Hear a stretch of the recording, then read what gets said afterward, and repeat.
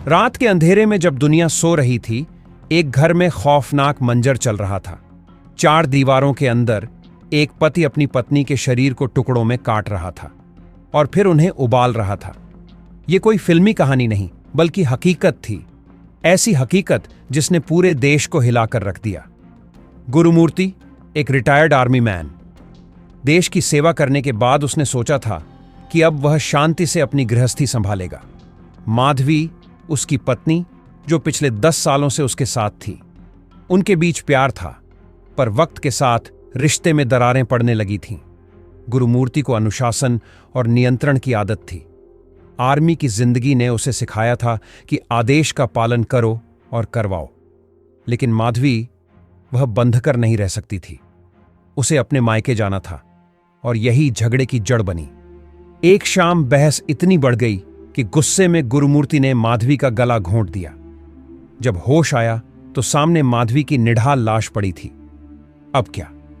अब तो गुरुमूर्ति के दिमाग में खौफ चल रहा था। पुलिस से बचने के लिए उसे लाश का कुछ करना था। उसने सोचा कि अगर शरीर ही न मिले तो जुर्म भी साबित नहीं होगा। और यहीं से शुरू हुआ इंसानियत को शर्मसार करने वाला खेल। उसने एक चाकू उठाया और ठंडे दिल से माधवी के शरीर के टुकड़े करने लगा। मांस और हड्डियों को काटने की आवाज पूरे कमरे में गूंज रही थी।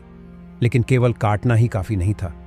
गुरुमूर्ति जानता था कि शरीर जल्दी सड़ने लगेगा और बदबू पड़ोसियों तक पहुंच सकती है। उसने सोचा कि क्यों ना उसे उबाल दिया जाए। उसने गैस ऑन की, एक बड़ा प्रेशर कुकर लिया और उसमें शव के टुकड़े डाल दिए। धीरे धीरे मांस उबलने लगा और भाप कमरे में फैल गई। पर एक समस्या थी। क्या वह इस तरह हमेशा के लिए बच सकता था? कुछ दिनों बाद माधवी की मां ने बेटी के लापता होने की शिकायत दर्ज कराई। पुलिस ने जब जांच शुरू की तो शक की सुई गुरुमूर्ति की तरफ घूमी। घर की तलाशी ली गई और पुलिस को किचन में कुछ अजीब मिला। एक प्रेशर कुकर जिसमें मांस के कुछ अंश चिपके हुए थे। गुरुमूर्ति से पूछताछ की गई, लेकिन वह टालता रहा। तभी एक और सबूत मिला। पास की झील से इंसानी हड्डियां बरामद हुईं। डीएनए टेस्ट हुआ और नतीजा चौंकाने वाला था। माधवी का शरीर अब मौजूद नहीं था, पर उसकी हड्डियां उसकी मौत की गवाही दे रही थीं। गुरुमूर्ति को जब गिरफ्तार किया गया तो उसकी आंखों में कोई पछतावा नहीं था। वो बस एक ही बात कहता रहा, मैंने सिर्फ एक समस्या को खत्म किया। पर सवाल यह था, क्या एक शादीशुदा जिंदगी इतनी खतरनाक मोड़ पर भी जा सकती है? क्या प्यार इतनी नफरत में बदल सकता है कि कोई अपने ही जीवन साथी को उबालकर ठिकाने लगा दे? इसी तरह की 5 हत्याएं और हुई थीं, जो पूरे देश को हिलाकर रख दिया था। पहला श्रद्धा वालकर केस, जो 2022 में हुआ था।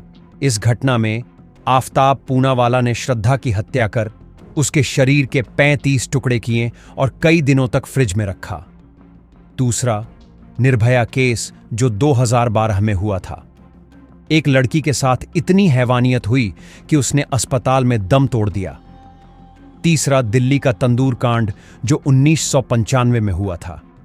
एक पति ने अपनी पत्नी को मारकर होटल के तंदूर में जला दिया। चौथा मुंबई डबल मर्डर केस, जो 2010 में हुआ था। एक व्यक्ति ने अपने माता पिता की हत्या कर शव के टुकड़े कर दिए।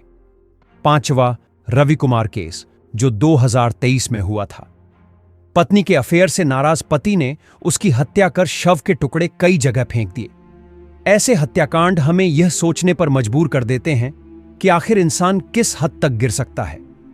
गुस्सा, नफरत और झगड़े, क्या इनका अंजाम मौत ही है? गुरुमूर्ति का केस एक चेतावनी है। हर रिश्ते में मुश्किलें आती हैं, पर क्या उसका हल खून बहाना ही है? अगर आपको लगता है कि आपका गुस्सा आपको काबू से बाहर कर सकता है, तो रुकिए, सोचिए और मदद लीजिए। क्या आपने ऐसे किसी केस के बारे में सुना है जिसने आपको झकझोर कर रख दिया? हमें कमेंट में बताइए और इस वीडियो को शेयर करिए ताकि ज्यादा लोग इस सच्चाई से अवगत हो सकें।